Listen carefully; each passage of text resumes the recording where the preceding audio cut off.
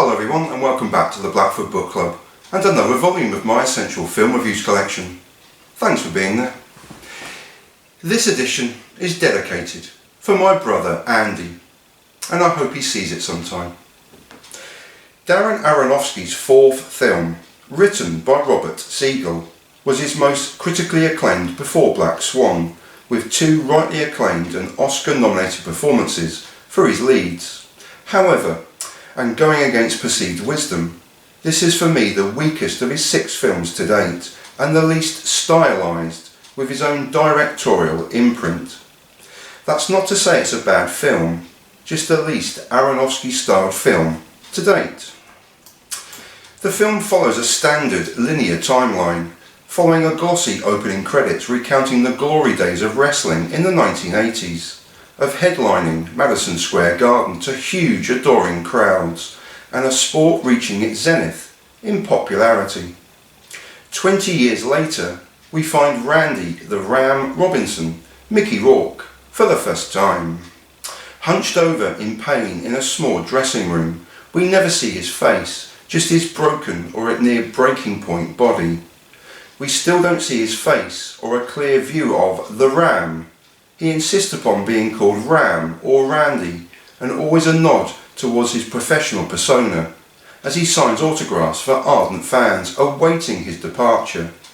But the scene around him encapsulates his professional life: a small gymnasium doubling for a wrestling arena, a few sparse chairs being tidied away diligently by effusive organisers and fans, and an old wrestling superstar walking gingerly away, wheeling his small luggage behind him.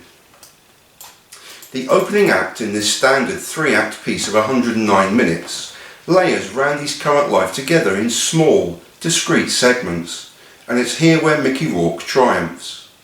Despite all of life's downturns, he retains the spirit of a professional wrestler, and against continuing odds continues to perform for his people and for his hardy fans. His life, and of course his obsessions, centre on wrestling, despite both his life and the sport he so loves being in decline. The 1980s height of selling out Madison Square Garden, and his continual wrestling battles that have gone down in wrestling folklore, are now well behind him, but Act 1 depicts a professional still training, still retaining the buzz and excitement of performing, and a genuine camaraderie with his fellow wrestlers.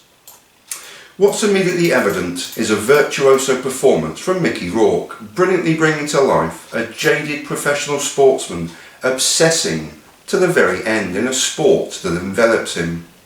The training, the illegal use of steroids to juice himself and enable him to bulk up and retain a body that, despite the sport's entertainment factor, is still a grueling slog night after night.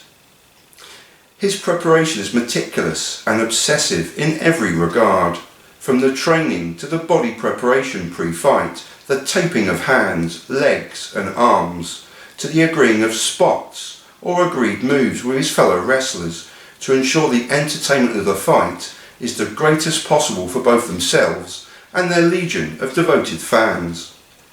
Randy is clearly only really alive when living in the past, a bygone era of popularity and adulation that conversely he no longer seeks. Now it's his obsession with continuing with his life's passion and the thrill of performing for his fans. Still within Act 1 but away from wrestling, Randy's life is depicted constantly through Rourke's eyes and mannerisms, and a steady cam from the director that follows his every move and nuance. Living on a trailer park and a virtual down and out with no money and little life outside of wrestling, he is surrounded by posters and memories of the past, whilst living a present that is far removed from those halcyon days. Lonely and very much a loner, he comes alive around the sport he loves, but away from wrestling he is a 40-something aged human being, frail even, as is depicted through his wearing of a hearing aid and glasses, but more so in a body that he struggles to maintain. The highlight of Rourke's performance is the stoicism he infuses into the character, that despite the highs and lows of his career, he is still a determined, yet obsessive, sportsman, proud of his achievements and the enduring love he creates around him when he wrestles. The common theme of obsession in Aronofsky's films is heightened further here, with obsessions being replaced with further obsessions and motivational factors. A regular at a strip club, Randy is infatuated with Cassidy, Marissa Tomei, and refuses to see the blurred lines between friend, client and stripper. His love and infatuation border on obsession, but he simply refuses to accept their dalliance must remain a professional one. Similarly, an estranged relationship with his daughter Stephanie, Evan Rachel Wood, overtakes his other obsessions, a pressing need to recapture time spent apart, and perhaps a metaphor to his career both inside and outside of the ring. Both marquee roles for Evan Rachel Wood and Marissa Tomei are brilliantly realised in support of Rourke's virtuoso performance, with Tomei rightly acclaimed and nominated for a Best Supporting Actress in 2009. In support and cameo roles there are a huge cast of professional wrestling stars, but away from the wrestling, Adam is brilliantly portrayed by John DeLeo. Lenny is Mark Margulies' fourth of 5 collaborations with the director, and both of Aronofsky's parents cameo again too. With 2 deserved Oscar nominations for Mickey Rourke and Marissa Tomei, and a highly engaging film, this still remains the least of my favoured Aronofsky films. To criticise a film for being too linear would be absurd. However, my personal preference is for more of the jolting, awkward and obscure camera angles and shots from his previous films. That said, the constantly moving camera that follows Randy away from the ring through to the excellently captured wrestling scenes are a joy. New collaborations on cinematography and editing are evident, but it's the continuing collaboration with Clint Mansell on musical score that triumphs again, often with only a simple solo guitar in the background.